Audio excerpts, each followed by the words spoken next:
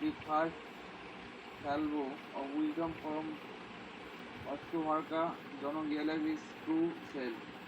নিজের প্রতি আত্মবিশ্বাস আছে।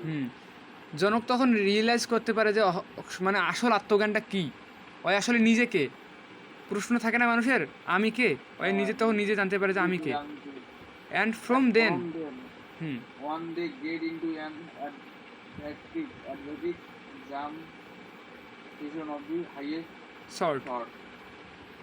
এখান থেকে ওর নিজের স্তরটা মানে ওর আদিভৌতিক জামটা যেটা ছিল সেটাকে মানে উচ্চ লেভেলে নিয়ে গেছে। এখন কথা হচ্ছে কি, অষ্টাবক্র মুনি আর জনক মুনি একজন তো রাজঋষি নাকি, তার মানে এনার ভিতর অবশ্যই নিষ্কাম কর্ম থেকে শুরু করে অন্যান্য যে জ্ঞান সেগুলো কিন্তু ছিল, কিন্তু তবু তার মনটা ছিল অশান্তিতে। এখন এই জায়গায় জনক মুনি আশ্রয় নেয়, তার গুরু মানায়, সেটা হচ্ছে যে অষ্টাবক্র মুনিকে। অষ্টাবক্র মুনি এখানে তাকে একদম টু দ্য পয়েন্ট কথাবার্তা বলে, কোনো প্রকার রুলস নাই, কোনো প্রকার প্র্যাকটিক্যাল উইজডম নাই ডেলি জীবনের জন্য, একদম সেলফ রিয়েলাইজেশনের জন্য একদম ট্রিগার পয়েন্টে কথা কইছে এই জায়গায়। সেই জন্যই অষ্টাবক্র মুনি আর এই জনকের কথোপকথনটা, অষ্টাবক্র গীতাটা খুব ফেমাস। এখন আমরা একটু নিচে আসি।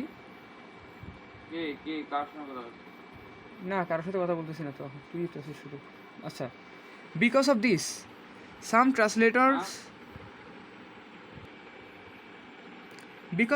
some translators have done away with the dialogue format and attributed everything to Ashtavakra. Indeed, since all the verses of the Ashtavakra Gita existed at the highest possible level of spoken wisdom, it would appear meaningless to attribute some to the teacher and some to his newly enlightened disciple. There is nevertheless a storyline set up in the Ashtavakra Gita, and for me it goes something like this.